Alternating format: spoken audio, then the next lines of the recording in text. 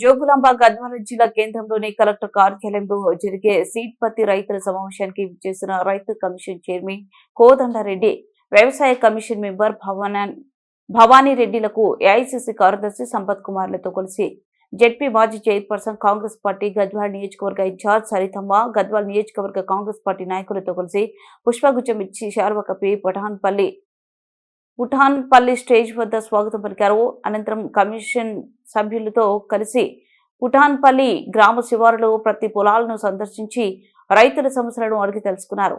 ఈ కార్యక్రమంలో అధికారులు, కాంగ్రెస్ పార్టీ నాయకులు, మహిళా నాయకులు, కార్యకర్తలు తదితరులు పాల్గొన్నారు.